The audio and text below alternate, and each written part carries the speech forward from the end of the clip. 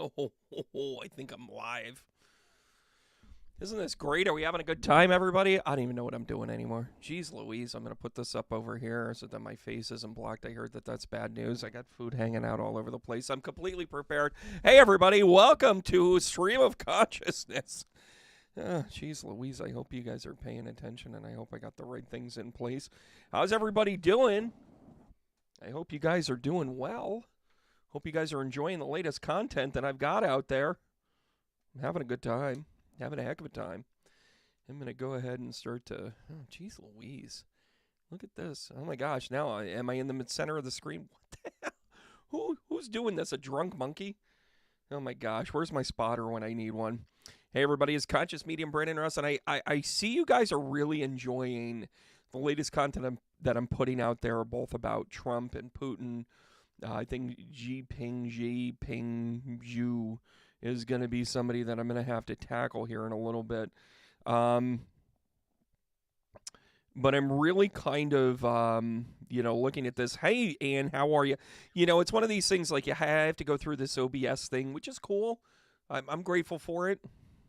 I think I'm on the other YouTube page. What are you on the other YouTube page for? Oh, I don't know. Hey, Darrell, how are you? Good to hear from you. Hey, Esther, how you doing? Ann McVeigh, how's it going? Shout out to you. New moon conjunct my natal moon. Ooh, that's fun. That's some interesting stuff. Well, listen, I wanted to talk a little bit about the astrological weather. I just wanted to do a live. I wanted to talk about things. Wanted to, kind of go out there. I want to give a heads up if you're paying attention.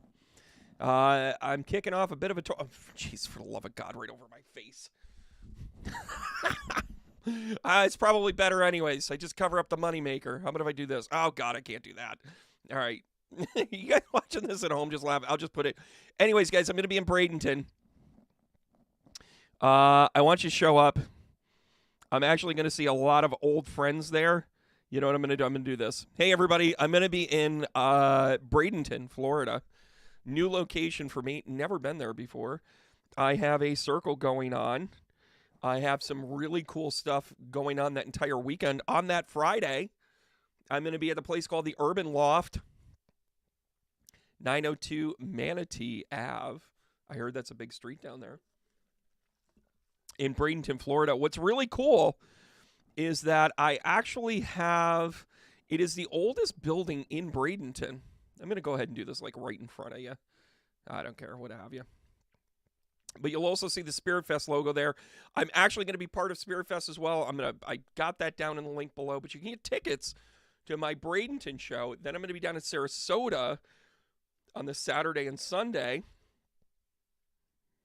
I'm going to be teaching a class on intuition and psychic gifts, mediumship 101, getting ready to teach my own mediumship exploration of fun and games.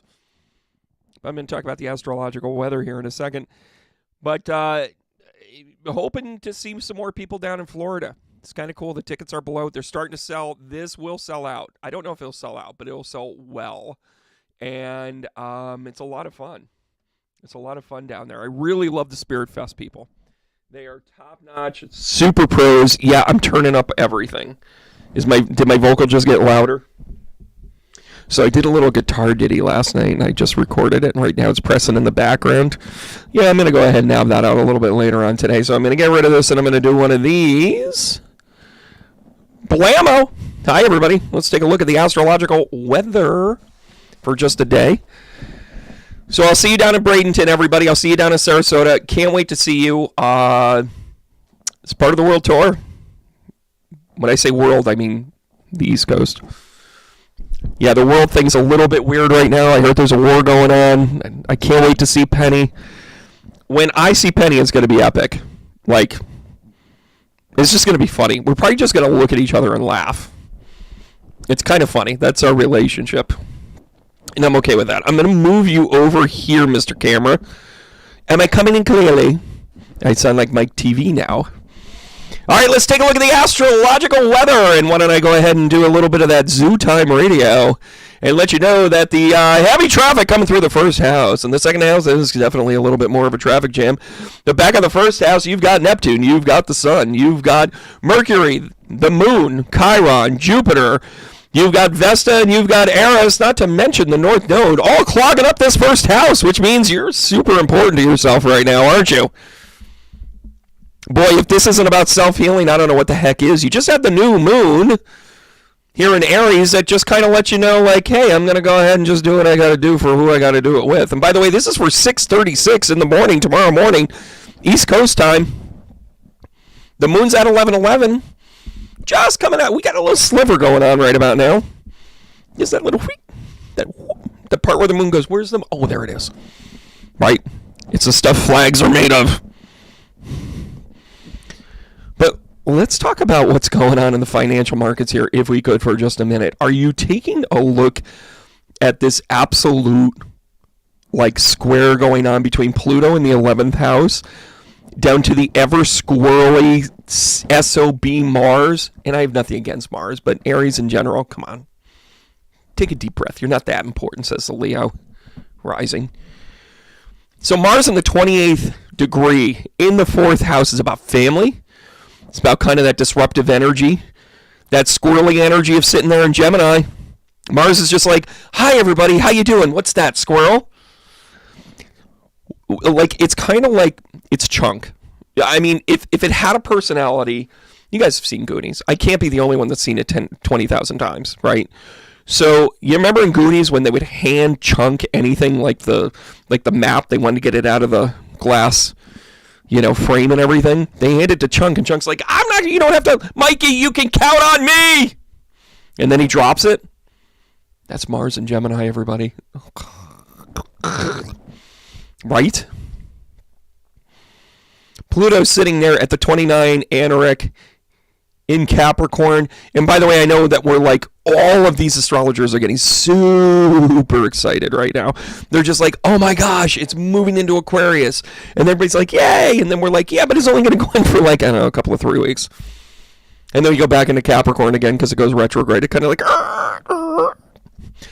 it's one of those things. Have you ever been to like a mountain resort during the summer? And then they have like those rail trains and, whatever. They're kind of fun. They're cool. I got 3 boys. I'm going to end up there. And then it brings you right up to the top. And it's like, here we go. Up and away. Up. And you hang there for like that half a second. That's what Pluto's going to feel like in Aquarius. Where you're like, oh, we're here. Why are we falling? Damn you, retrogrades. Damn you. Let's check in on people that are commenting.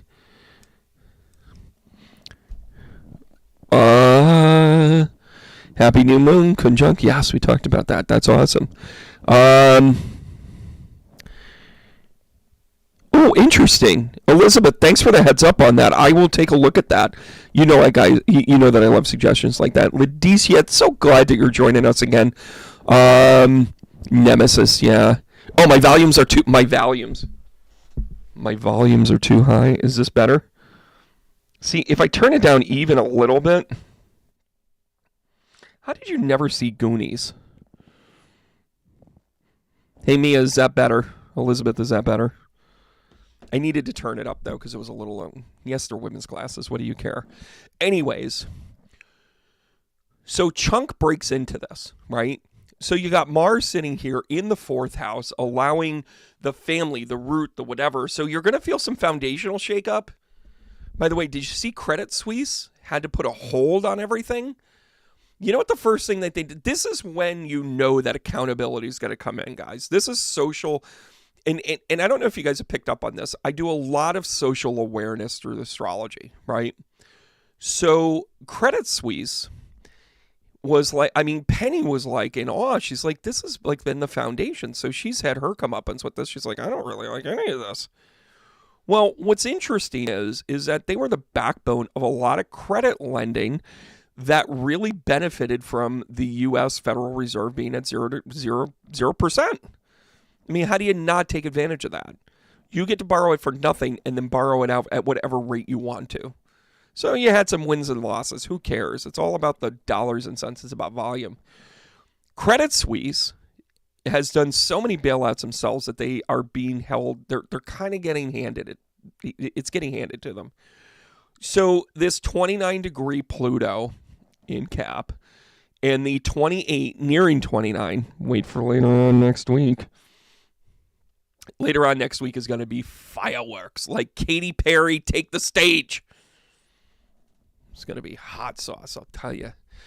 My prediction, by the end of Aries and by the end of Mars truly getting into Cancer, and I'm going to say Cancer by about 4 degrees, 5 degrees, and then Pluto moving into this later on this week. You've got to consider shadow time. I think by like maybe the 15th of April, when I'll be up at Nick Stoner's in Caroga Lake, super haunted place. Oh yeah. Listen, I don't do the whole Scooby-Doo. I'm gonna zoinks! Like let's find them, Scoob! No, I don't chase ghosts. They come to me. Right? This place is loaded. Freaking love it. Caroga Lake, look up Nick Stoner's. You're going to love it. Anyways, and shout out to the staff there. They're fantastic. So the part, it is better, much better. Okay, there we go. Thank you guys. Thanks for the feedback. So the heck am I talking about? I think we're going to have about another 2 to 3 weeks of bank fallouts. I'm going to put the over-under at 6 total. Banks, national banks going under. And when I say national banks, consider things like, well, I should say local or national banks, ones that have ramification on a larger level than what you would think. A lot of people don't realize this, but the Tech Valley Bank was here, or the Tech Valley. Hi, welcome to upstate New York. We tried to turn everything into Tech Valley. The Silicon Valley Bank was actually major. I mean, it was super major. I mean, it was the original bank of Google. You know how there are credit unions that are born out of, Sunmark Federal Credit Union is born out of GE and GE employees. And then it turned into a teachers association and then all this other stuff, right? Capital Communication Federal Credit Union were about Ma Bell employees and then eventually Verizon and then, whatever. And then it was open to the public, blah, blah, blah. And I'm bringing this up because some of these banks are bigger than what you think. And by the way, have you noticed that credit unions don't go under? Credit unions have strong boards. That's why. Banking boards are kind of like, let's go play golf and go to the sauna and talk about business. That's the problem. And by the way, I don't think I've ever been in a sauna and called it a business exchange. I think I've been in a sauna twice. One time I tried to pass out, although the weight loss was fantastic. And then another time I was in there and I'm like, what is this? I sat down and I was like, this is weird. And then the next thing I was like, chestnuts roasting, not an open, Brandon. And I was like, I gotta go. I gotta go. It was not a good feeling. I was just like, yeah, no, I don't see the, whatever. If I'm going to be warm, I'll sunbathe in the middle of the desert. Anyways, I digress. Hope you, not in Canada. What's in Canada? Oh, in Canada, you're not,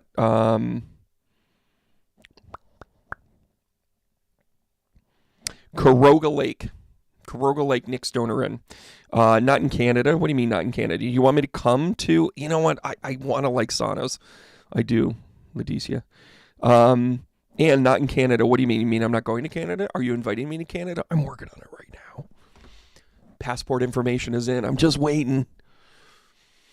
Anyways, so they won't allow Brandon into your country yet until I get, some sort of vaccine and not the COVID one. They actually want me for rabies and other, various things. Anyway, so back on this chart, look at all this energy in the first house. Just take a look at it for the astrological weather. Here's your personal reading. Before I do the personal reading, I want to tell you about a friend of mine. You know what? I'm going to go ahead and do this. Hope you're watching there, Sand. Listen, a friend of mine, Sandy, who does a lot of work around here. Whenever I teach crystals, she's my go-to person.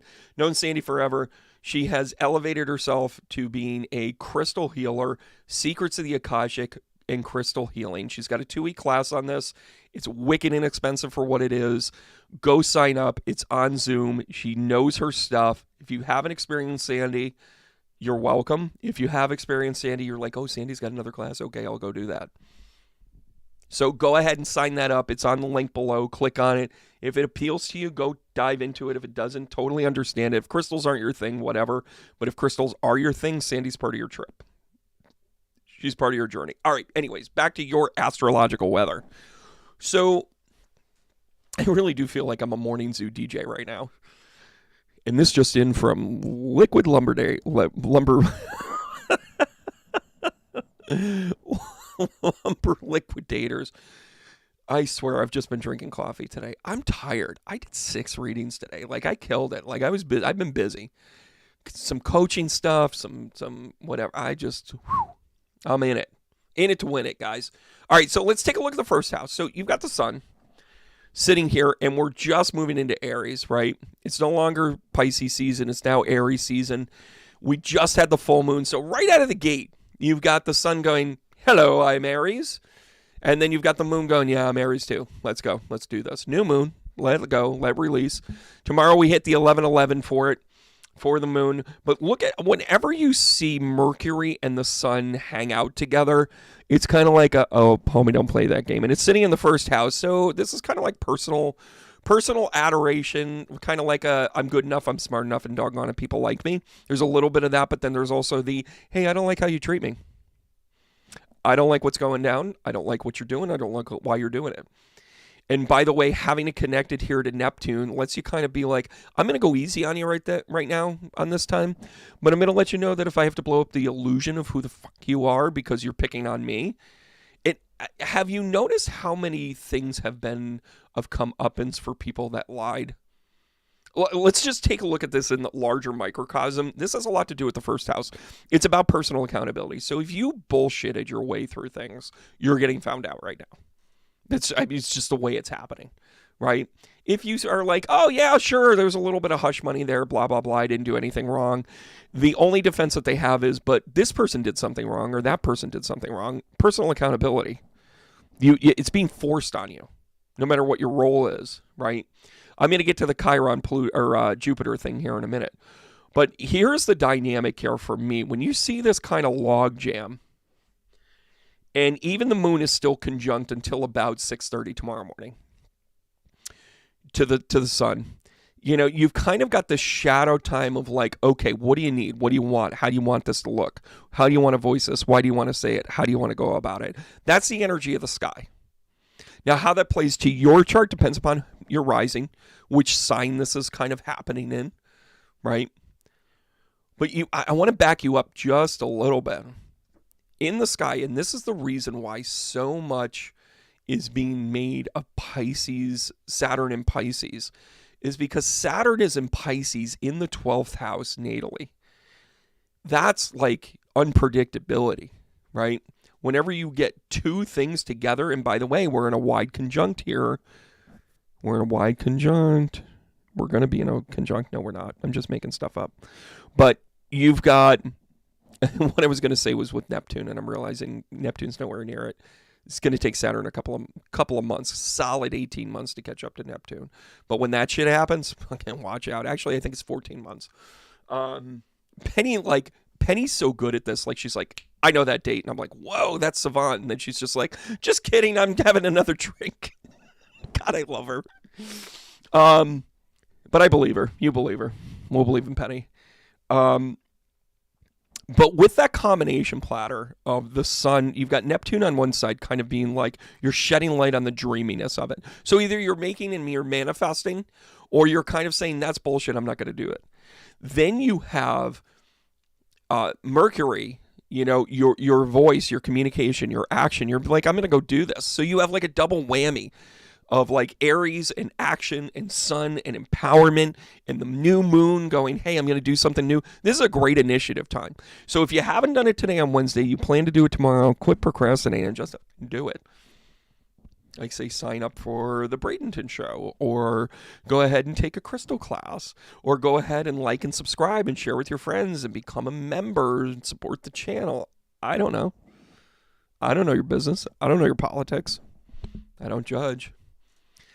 But I want to talk about here in the first house where Chiron and Jupiter are hanging out together. They're doing a dance for a little while. This is a time of great healing. This really is. Whether you're doing healing because you're being forced to heal, or you're doing healing because you have to realize that you're going to do something well, right? Yeah, the big five banks. Yeah, too big to fail. I have a video coming out. I'm going to have it out on Monday. It's pretty awesome. Um, yeah, I'm a little tired. It's all good. Well, yeah, isn't this when you do your best work, when you just get a little tired? Listen, I didn't mail it in. When I'm telling you I did these readings, I knocked it out of the park. When I spent time coaching this morning, I didn't mail it in. I knocked it out of the park. When I taught a class, I knocked it out of the park. I did the best I could with the tools that I had, and I feel good about it, and I wanted to share this with you. That's how I roll. Click like and subscribe. But the great healing that's going on is Chiron, the great wounded healer, that's understanding where its flaws are and being able to be self-reflective. It is also known as a midlife crisis measure, connected to Jupiter. And by the way, I had my Chiron healing last week. I had my Chiron return. That was a doozy. Connected to Jupiter. So go big or go home. There's bigger purpose here, Brandon. There's biggest purpose here, people. It's happening in your first house, self-realization. Here's your mirror. Go do some self-work. This is a great time for self-work and self-realization. You might not act upon it, but at a minimum, do your planning. Do your eloquencies, if you will, to say, this is what I want to do and how to do it. Vesta sitting here, which is the eternal learning. It actually looks like books opening up with the flame in the middle. And then you have Eris, which is kind of like an angry placement, but it's been hanging out here in Aries forever. It's in most of our chart in Aries. Let it just go through. It's a super slow-moving asteroid. I don't put a ton of emphasis on it until something goes wrong. Just to let you know. Eris is the thing that looks like an anchor. It's the circle with the... And then, of course, you got the North Node here, which is getting into Taurus. Now, this is really important if you have a North and South Node in Leo and Scorpio. Right? Or Aquarius, rather. If you have a Leo... Aquarius North-South node, kind of important to pay attention to what's going on with the nodes right now. Chances are you're going to go through some sort of fixed grand cross or you're coming out of it. It is in retrograde right now, the current North and South node, so you're kind of doing a little bit of redux into it. But as it moves into the cardinal signs, know that then we're going to have a lot more initiative, which is going to lay the groundwork for a lot of other things. And by the way, the North and South nodes are theoretical points of the sun. They're theoretical points in relation to the moon and kind of how it all kind of comes together. But it is basically the first point of the sun, furthest point of the moon, of the sun to the south, of the poles of the sun, and what it represents. I've heard a lot of astrologers talk about this being, part of karmic and past life and that sort of thing. I buy into it to a certain degree, but I think it has a lot to do with the fact that it's an activator. So when you see the South Node sitting up here in the 7th house, you're kind of like, it kind of represents like a comfortability with maybe, kind of like, I can kind of keep to myself here. So your relationships are a little more like distant, right? But then the North Node here is sitting here as an activator. It's right next to Juno. It's in a wide conjunct to not quite, well, yeah, it's kind of getting there, to Venus. And of course, Venus in conjunct with Uranus right now in the 2nd house makes you really kind of look at what are relationships to you? What are personal relationships to you? What do you want out of life? So great analysis time. So this 1st house to the 2nd house thing is a really important personal time for you right now. And it's really kind of okay to be a little selfish, right? Don't be a jerk. Don't invade your fellow neighbor country. Like, that's being a jerk, right? Don't lob hand grenades into their swimming pool they haven't opened yet and be like, I thought it was a WMD. No, just a bubble on the top of the pool. Don't do that. Right? Have you ever wanted to see what's in your neighbor's shed? I think that's going to be one of my questions on the next, on the next podcast, on the next stream of consciousness. By the way, I'm going to have a new one out tomorrow. She's a burlesque dancer, and she was hysterical. It was a lot of fun. We talked about expressionism. We talked about how she found her identity, both on the stage and off the stage through it. It's a riveting conversation. She's highly intuitive, and she was my confirmation student at one time. Just to let you know, make better life choices. Let me see some of the comments here. Oh, gosh, you guys are ringing it up here. Yeah, too big to fail. We're tired. Yes, the video is going to be a lot of fun. I've got to put some finishing touches on it and make it really kind of come down here. Yes, I'm getting your messages. I hope my mic is cool now. All right, guys. So listen, this is kind of where we're at now at this point. This is really kind of a dynamic where, the weather, the astrological weather feels selfish. It's okay to do your selfish thing. It's okay to kind of go within. It's okay to kind of like look at how you want to do it and where you want to do it, right? Nothing wrong with that. All right, guys, one last thing. Want to make sure that you know about Bradenton down there in Florida. Look at this.